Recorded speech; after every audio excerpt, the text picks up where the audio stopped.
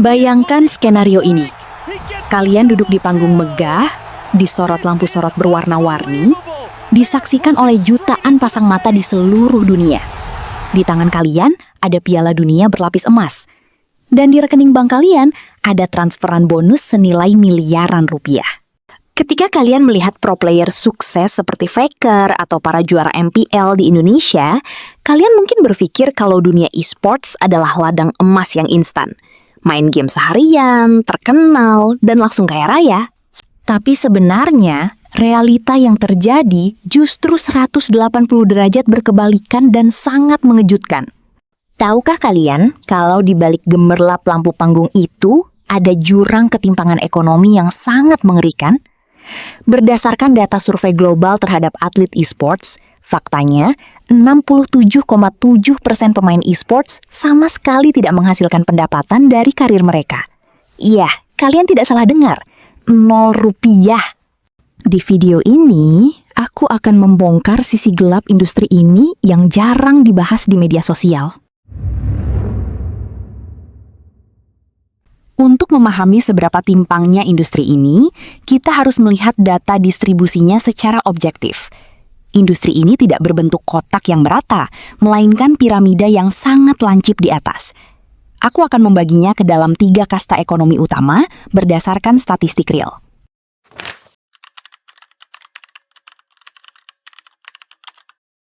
Ini adalah fondasi terbesar dari industri e-sports. Mayoritas dari mereka adalah pemain amatir dan semi-profesional yang mendedikasikan waktu hingga belasan jam sehari untuk latihan. Hasilnya, pendapatan tahunan mereka adalah $0. Mereka bermain demi validasi, mengejar mimpi, atau sekedar berharap dilirik oleh talent scout dari tim besar.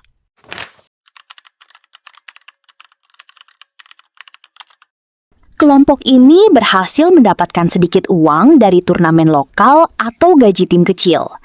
Pendapatan mereka berkisar antara $1 hingga $9.999 per tahun. Kalau di rata-rata ke rupiah, angka ini seringkali berada di bawah standar upah minimum regional, UMR. Uang ini jangankan buat beli mobil mewah, buat nutupin biaya operasional sehari-hari saja sudah untung-untungan.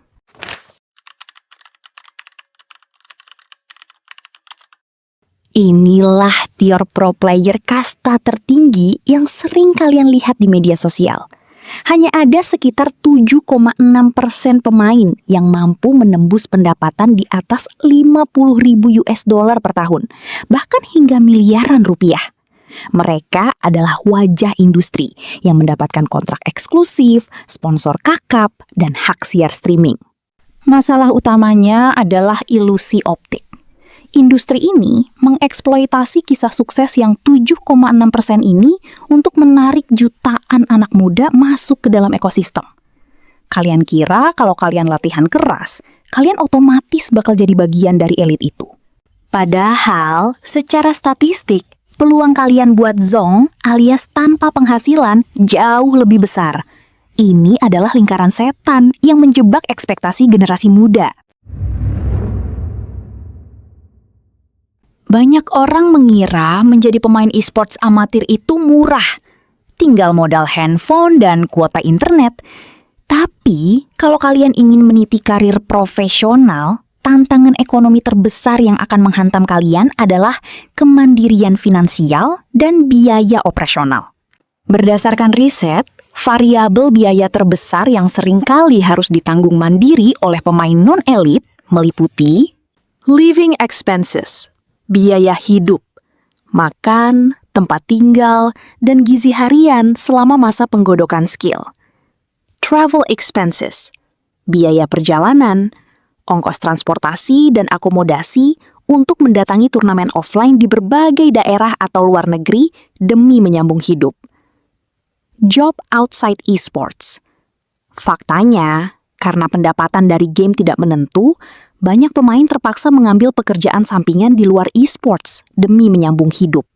Di sisi lain, posisi tawar pemain amatir atau semi-pro di hadapan manajemen tim sangatlah lemah. Banyak dari mereka yang tidak memahami isi kontrak e-sports. Mereka menandatangani kesepakatan tanpa adanya proteksi hukum yang jelas, distribusi hadiah yang tidak adil, atau ketiadaan jaminan kesehatan finansial jika performa kalian menurun. Kalian bayangkan, memasukkan uang dan waktu kalian ke dalam kotak kosong tanpa tahu kapan kotak itu bakal menghasilkan. Itu bukan produktif, itu pelan-pelan bunuh diri finansial. Kalian harus tahu satu kebenaran pahit ini. Umur karir seorang atlet e-sports itu sangat pendek. Jika atlet sepak bola profesional bisa bermain sampai usia 35 tahun, pro player e-sports seringkali sudah dianggap tua dan mengalami penurunan refleks di usia 24 atau 25 tahun. Lalu, apa yang terjadi setelah itu? Kisah ini baru saja dimulai. Dan sayangnya, bagian ini adalah yang paling berdebu. Data survei mengungkap fakta yang sangat mengkhawatirkan. Hampir setengah dari total pemain e-sports, atau sekitar 49,4%, sama sekali tidak punya rencana hidup setelah pensiun dari dunia kompetitif. Mengapa hal ini bisa terjadi? Karena mayoritas dari mereka memulai karir di usia sekolah. Statistik menunjukkan bahwa 55,2% pemain saat ini sedang menempuh pendidikan tinggi di universitas dan 20,6% lainnya masih di bangku sekolah menengah. Ketika mereka memutuskan untuk all in ke e-sports tanpa memikirkan dual karir, menyeimbangkan pendidikan dan karir, mereka mengorbankan masa muda mereka. Begitu mereka pensiun dini karena cedera pergelangan tangan atau kalah saing dengan regenerasi pemain baru yang lebih muda, mereka tidak punya keahlian terjemahan di dunia kerja nyata. Beban psikologisnya luar biasa besar. Burnout dan kecemasan anxiety. Akibat jam latihan yang tidak teratur demi mengejar target turnamen, kritik dan stigma sosial, tekanan masif dari netizen di media sosial, serta ketidaksetujuan dari orang tua atau keluarga yang belum melihat e-sport sebagai profesi jangka panjang yang stabil. Ketidakpastian karir, rasa takut konstan akan masa depan yang membuat performa kalian di dalam game justru semakin merosot. Sekarang, mari kita bawa konteks ini ke negara kita, Indonesia. Perkembangan industri e-sports di Indonesia memang berkontribusi positif terhadap pertumbuhan ekonomi digital dan membuka banyak lapangan kerja baru. Kita melihat turnamen sebesar MPL Indonesia, Mobile Legends Professional League, berhasil memecahkan rekor jutaan penonton. Bahkan, tim lokal seperti EVOS Legends pernah mengukir sejarah memenangkan Piala Dunia M1 pada tahun 2019.